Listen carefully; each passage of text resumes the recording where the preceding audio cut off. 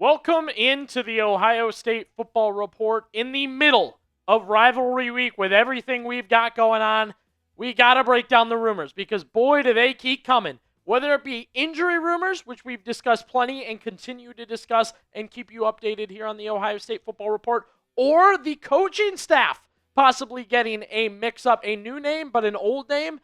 Could Chip Kelly make his way back to Columbus? The rumors are flying, so we'll discuss both those things. You know what? Let's get it going with Chip Kelly talk. A little bit about Chip Kelly and a possible return to Columbus. This was the highest paid offensive coordinator in the NFL at $6 million a year. He made it 11 games with the Raiders, ladies and gentlemen. 1 year after winning the national championship with Ohio State. Made it to November, late November. The Raiders fired him, disaster class, over in Las Vegas. And he was good with Ohio State. I thought Chip Kelly was a fun addition. He was a mentor of Ryan Day's. Clearly, it was a stepping stone to get back to the NFL. I have no complaints about this offense, except the Michigan game, which we still do not know. Before you jump into the Michigan game, which we all want to get into, we still don't know who truly called the plays, play to play and run it again and up the middle again and up the middle again. I don't know if it was Chip Kelly or Ryan Day, but these are the stats last year for that Ohio State offense. So Chip Kelly gets fired. The immediate response from Buckeye Nation, get him back. We can find a role for him. There can be something to do. We can do something for him, right? A good example is Mark D'Antonio. He's done with coaching, and it's like, hey, we can find you a job somewhere. I liken it to Mike Vrabel with the Browns last year. Let's just find you something to do around here.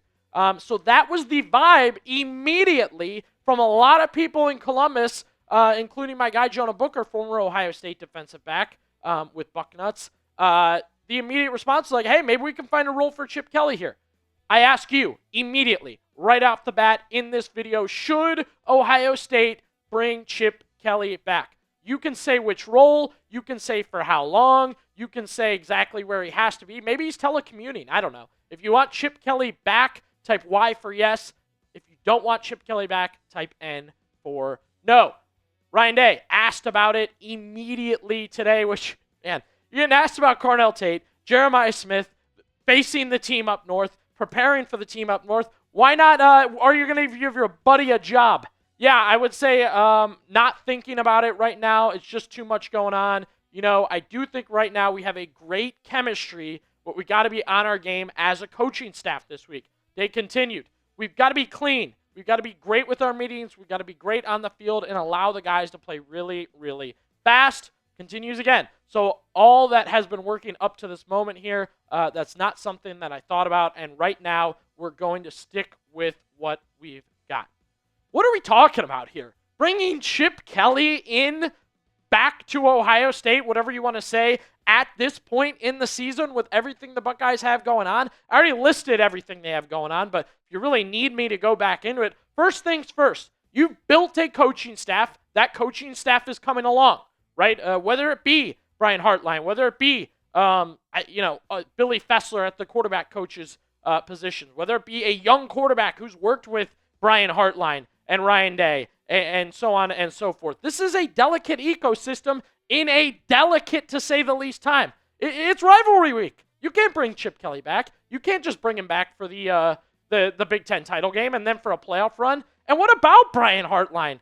You want to keep him, right? Buckeye Nation, you pleaded with me. Actually, you told me to be quiet because you thought he's staying. Next thing you know, you're going to bring a guy back that he was splitting duties with, if not kind of was his boss-ish last year. However you want to define Chip Kelly to Brian Hartline as co-offensive coordinator last season. Now you're going to just chuck him back in. We know how that works in any job. You don't want the last guy to come back and you still have your job and you're still valued. That's a chaotic situation for a guy you're trying to keep here. And by the way, we're in the middle of a national title run. It's late in the season. The Buckeyes are trying to be the best they can be, their best selves, the most efficient, new challenges, new opportunities, everything that they've kind of got going on. I appreciate Ryan Day for saying, we got a lot going on here. I'm worried about the coaches I have in-house and operating with them and having a good week with them. Not a need to go and hire, again, his former mentor. He did him one favor last year, bringing him back into college football. What are we talking about here with the idea of Chip Kelly at this point in the season, middle of Michigan week, bringing him back. A little ridiculous there. What's not ridiculous, the idea of our boys at Prize Picks getting with us to bring you this episode. It is the holiday season, the best time of the year for sports, bowl games, basketball matchups, playoff pushes. It's all happening at once. And while you and I are out making decisions every day, what gifts to buy, what to eat, which game to watch, there's one place where it feels good to be right, and that's Prize Picks. Simple to play. Just pick more or less on at least 2-player stat projections. You get your picks right, you could cash in. Good example, 2-pick power play here. What a matchup this Sunday, Pittsburgh and Buffalo. I went more with DK Metcalf because I like the rushing or receiving. You never know what could happen, and you benefit either way. That's a half we went more on. And then Josh Allen, time for a bounce back. More on the 232.5 passing yards there. Did you know a lineup like that? I copied that. Yes, that's a feature with Prize Picks. It could be a friend. It could be a celebrity. You can now copy apps directly with one click. Someone whose picks you like, you just hit that follow button. Check out every lineup they create in the new feed tab. That's one new feature. Another new feature. Prize Picks now has early payouts. If your lineup gets off to a hot start, you may now have the option to cash out those winnings before the game even finishes. Download the app today. Use code CLNS to get $50 in lineups after you play your first $5 lineup. That's code CLNS to get $50 in lineups after you play your first $5 lineup. Prize Picks, it's good to be right. All right, the good news was Jeremiah Smith, who's about time this video comes out, he'll have jumped on, and that episode of the Caleb Downs to Business podcast will have been released. Just a 19-second clip. We want to keep you updated on everything. If you missed this in one of the videos we've had recently, whether it be the Michigan preview, whether it be something else we did, I should be good to go Saturday. I don't know how you say that and then don't play, right? Unless you're just completely overconfident, disobeying the trainers, not listening to what they tell you. I feel really, really good about Jeremiah Smith playing Saturday, which makes me feel good about the game. I was starting to get a little worried. I don't like what I saw from Ohio State's offense without Jeremiah Smith and Carnell Tate. So to have Jeremiah Smith saying he's coming back for this game or should be good to go, that's a good feeling. If you share that good feeling with me, hit that thumbs up. Welcome JJ back, as we Buckeye fans call him. Need him back in the fold. We want him back in the fold, and here he is. And I appreciate it, actually. Without a lot being said, Jeremiah Smith jumps on with that 19-second clip and says, I should be back Saturday. So hit that thumbs up to welcome JJ back. On to his counterpart, the other best wide receiver in college football, by the way. That's my personal opinion. You can disagree if you'd like.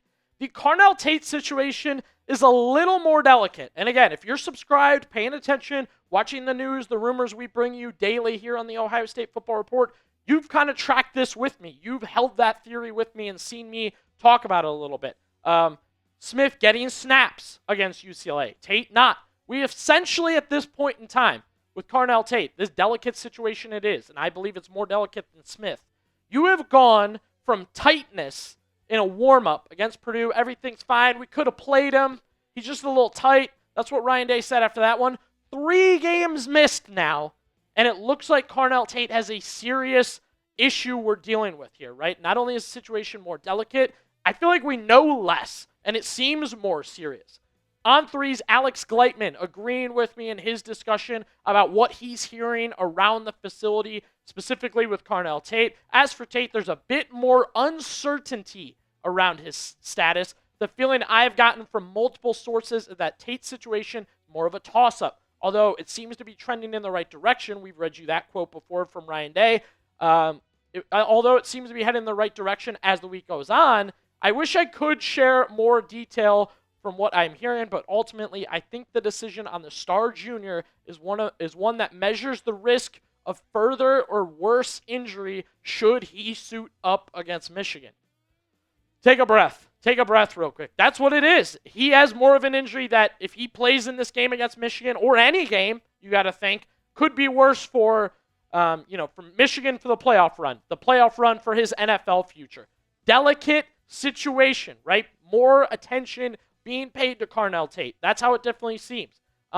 My big question is, with that being said, with what Gleitman said, with what we've said to you, can you get 5 games out of Carnell Tate, even if he plays against Michigan? What percentage is he at? Can he go then against Indiana? If you go, obviously, Big Ten title, I'm being positive here.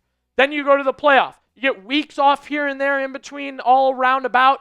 You still got to make it happen for 5 games during this stretch. That's a concerning question for me. I'm concerned. Are you concerned? What is your concern level over the Carnell Tate injury? Drop down in the comments below and scale it for me 1 to 10. That's 1 to 10. 1, it's fine. He's going to play Saturday. 10, same as Alex Gleitman there. I don't really know what's going on, and everyone's worried about him.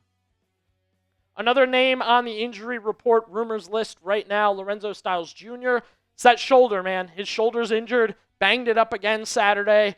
I know he catches some junk he has for a while from Ohio State fans. I think he's done a good job this year. I think he's solid, experienced, bonded, of course, with his brother and the rest of that defense. Ryan Day just saying he's going to practice today. That's Tuesday. But I don't have an update, and he said not really sure if he's going to play or not. If no Styles, we've seen this lineup before back in Week 7 when Lorenzo missed. The 5-star freshman Devin Sanchez got in there at the 2 spot. Jermaine Matthews had a great week. This was Illinois. That's when they stripped Luke Altmaier. It was Jermaine Matthews Jr. in that nickel spot. He played well, played really, really well. And that compares, of course, to your regular lineup here where you go Igbinosun, Matthews on the corner, and Lorenzo Styles Jr. plays that slot inside. So those are your options if you don't have Lorenzo Styles Jr. for the big game on Saturday, which, of course, we have our watch party